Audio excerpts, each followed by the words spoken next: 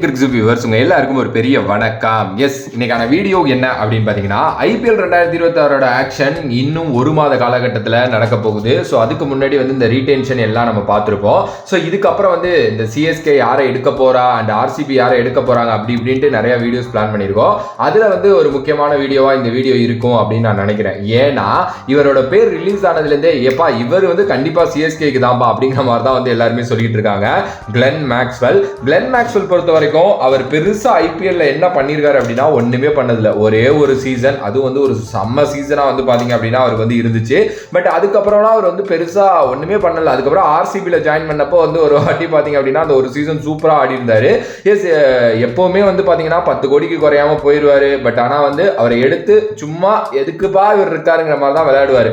ஆனா அவரால் விளையாட முடியாதா அப்படின்னா கண்டிப்பா அப்படி கிடையாது. சூப்பரான ஒரு பிளேயர், வேர்ல்டு கிரிக்கெட்டோட ரொம்ப முக்கியமான ஒரு பேட்ஸ்மேன் அண்ட் பவுலர், ஒரு ஆல்ரவுண்டர் அப்படின்னே வந்து சொல்லலாம்.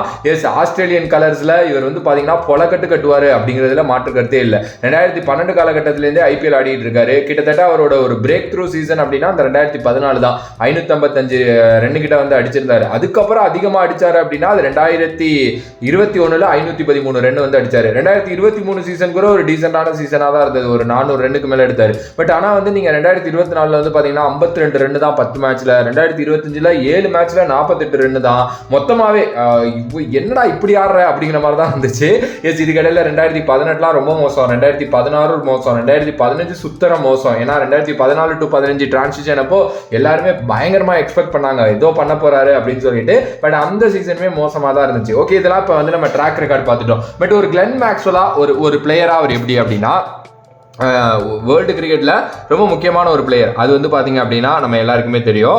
ஆஸ்திரேலியன் கிரிக்கெட்டோட ரொம்ப ரொம்ப ரொம்ப ஒரு முக்கியமான தூண் அப்படின்னே சொல்லலாம். இப்போ வரைக்குமே T20 பயங்கரமாக ஆடிக்கிட்டு இருக்க ஒரு பிளேயர். ஈவன் தோ அவர் வந்து விளையாண்ட அந்த வேர்ல்டு கப் 2023 நம்மளால் மறக்கவே முடியாது. நம்மளால இல்லை, வேர்ல்டு கிரிக்கெட்டாலேயே மறக்க முடியாது. அகெயின்ஸ்ட் ஆப்கானிஸ்தான் அந்த மேட்ச் கிடையவே கிடையாது ஆஸ்திரேலியாவோட கையில். ஆனால் எங்கேருந்து எப்படியோ எடுத்துகிட்டு போய் ஜெயிச்சார். அதுவும் காலில் கிராம்ஸோட விளையாண்டார். அந்த அளவுக்கு வந்து ஒரு ஸ்போர்ட்ஸ்மேன்ஷிப் இருக்கக்கூடிய ஒரு செம்ம டேலண்ட் இருக்கக்கூடிய ஒருத்தர். அப்புறம் ஏன் ப்ரோ அவர் இவ்வளவு நாளா ஐபிஎல்ல ஒண்ணுமே பண்ணல அப்படின்னா மேபி அந்த டீம் செட் ஆகல அப்படின்னு தான் நான் நினைக்கிறேன். அவர் ஆர்சிபி போனப்போ அவர் அதான் சொல்லியிருந்தாரு, இந்த மாதிரி வந்து எனக்கு வந்து ஆர்சிபி தான் என்னோட ஹோம் மாதிரி இருக்கு, எனக்கு இங்கே தான் ரொம்ப கம்ஃபர்ட்டாக இருக்கு அப்படின்னாரு. அவர் அதே மாதிரி அந்த சீசன்லலாம் நல்லா விளையாண்டாரு. பட் நீங்கள் வந்து பார்த்தீங்க அப்படின்னா அவர் வந்து லைக் இதுக்கு முன்னாடி நிறைய டீம்ஸில் இருந்திருக்காரு. குறிப்பாக வந்து பஞ்சாப் தான் அவர் ரொம்ப வருஷமாக வச்சுருந்தாங்க.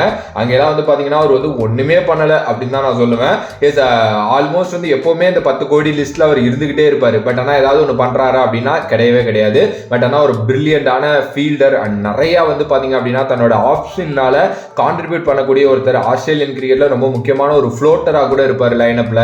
ஏன்னா நீங்க எங்க வேணாலும் அவரை இறக்கி விடலாம். திடீர்னு வந்து ஆஸ்திரேலியன் கிரிக்கெட்லேயே ஓப்பனிங் இறக்கி விட்டாங்க ஒரு 2 மேட்ச், அதுலேயே பொழந்தாரு. நம்பர் 3 வருவாரு, நம்பர் 4, நம்பர் 5 வருவாரு, நம்பர் 7 வந்தெல்லாம் பார்த்துருக்கோம். ஒரு நல்ல ஃப்ளோட்டர், அந்த எங்க வந்தாலும் அடிதாப்பா எனக்கு தெரியுங்கிற மாதிரி அடிக்கக்கூடிய ஒருத்தர் தான் கிளென் மேக்ஸ்வெல். ஸோ இப்படிப்பட்ட கிளென் மேக்ஸ்வெல் சிஎஸ்கேக்கு எப்படி செட் ஆவாரு அப்படின்னா இப்போ இருக்கிற சூழ்நிலையில எனக்கு தெரிஞ்சு வந்து அந்த நம்பர் 4 பொசிஷன் மேபி சிவம் டூபே ஆடுறதுக்கு சான்சஸ் இருக்கு. பட் நான் மேபி என்ன யோசிக்கிறேன் அப்படின்னா கிளென் மேக்ஸ்வெல் மாதிரி ஒரு ஆளை எடுத்து நீங்க நம்பர் 4ல போட்டுட்டு நம்பர் 5ல வந்து பாத்தீங்கன்னா டெவல்டு பிரிவிஸ் இறக்கிட்டு, நம்பர் 6ல வந்து பாத்தீங்கன்னா சிவம் இறக்கிட்டு, நம்பர் 7ல எம்எஸ் இறக்கிட்டு, நம்பர் 8ல அதுக்கப்புறம் உங்களுக்கு ஒரு ஸ்பின்னர் வந்துருவாரு. எப்படியோ ஒரு ஆல்ரவுண்டர் ஸ்பின்னர். ஓகேவா, இப்ப ஸ்ரேயஸ் கோபால் கூட நல்லா விளையாண்டுட்டு இருக்காரு, அவரை கூட நீங்க அங்க இறக்கி விடலாம். இந்த மாதிரி போலாம். அண்ட் இவர் வந்து பாத்தீங்கன்னா ஒரு ஆஸ்பின் வேரியேஷனும் வச்சிருக்காரு. அப்படிங்கிறதுனால நிறைய குயிக்கான விக்கெட்ஸ் வந்து பாத்தீங்க அப்படின்னா அவரால் வந்து எடுக்க முடியும்.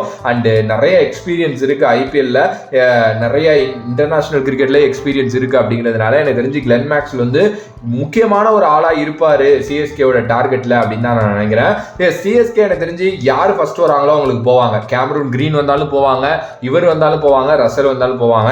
அந்த லிஸ்ட்ல இவங்க 3 பேருமே ஆல்ரவுண்டர். எனக்கு தெரிஞ்சு 3 பேருமே ஒரே லிஸ்ட்ல வர்றதுக்கு நிறைய சான்சஸ் இருக்கு. ஸோ அந்த லிஸ்ட்ல யார் ஃபர்ஸ்ட் வராங்களோ அதை பொறுத்து தான் எனக்கு தெரிஞ்சு அந்த சேஞ்சஸ் நடக்கும் அப்படின்னு நினைக்கிறேன். அண்ட் யாரை எடுப்பாங்கன்னு நினைக்கிறேன். அண்ட் கிளென் மேக்ஸ்வெல் இன்கேஸ் சிஎஸ்கேக்கு வந்தா எந்த அளவுக்கு நல்லா இருக்கும், நீங்க வேற எங்கேயாவது ஒரு ஆர்டர்ல விளையாட வைப்பீங்களா, அந்த மாதிரி உங்களோட கருத்துக்கள் ஏதாவது இருந்துச்சு அப்படின்னா மறக்காம கமெண்ட் பாக்ஸ்ல கமெண்ட் பண்ணுங்க. அண்ட் ராபின் உத்தப்பா கூட இப்ப ரீசென்ட் டைம்ஸ்ல வந்து சொல்லியிருக்காரு கிளென் மேக்ஸ்வெல் தான் வந்து கரெக்டா வந்து சிஎஸ்கேக்கு செட் ஆவார். ஏன்னா சிஎஸ்கே வந்து அந்த மாதிரி ஒரு கைண்ட் ஆஃப் ஒரு மேனேஜ்மெண்ட், கிளென் மேக்ஸ்வெலுக்கு வந்து அந்த மாதிரி கைண்ட் ஆஃப் மேனேஜ்மெண்ட் தான் தேவை. ஸோ எனக்கு தெரிஞ்சு அவர் வந்து சிஎஸ்கேக்கு வரப்போ உண்மையுமே சூப்பராக இது பண்ணுவார் அப்படிங்கிற மாதிரிலாம் சொல்லியிருக்காங்க.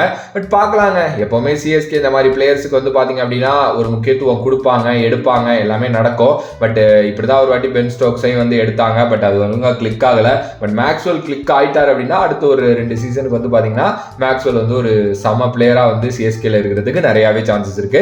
பார்க்கலாம், வெயிட் பண்ணி என்ன நடக்க போகுதுன்ட்டு. மேபி உங்களோட கருத்துக்கள் மாறுபாடுகள் இருக்கலாம், இருந்துச்சு அப்படின்னா அதை மறக்காம கமெண்ட் பாக்ஸ்ல கமெண்ட் பண்ணுங்க. If you like the video please like, share and subscribe to நம்மளோட கிரிக்ஸிப் சேனல். வேற ஒரு வீடியோல வேற ஒரு கான்செப்ட் வந்து சந்திக்கிறேன். அனந்தன் பாஃப்ரம் Vijay Mani. Love you all, stay safe மக்களே.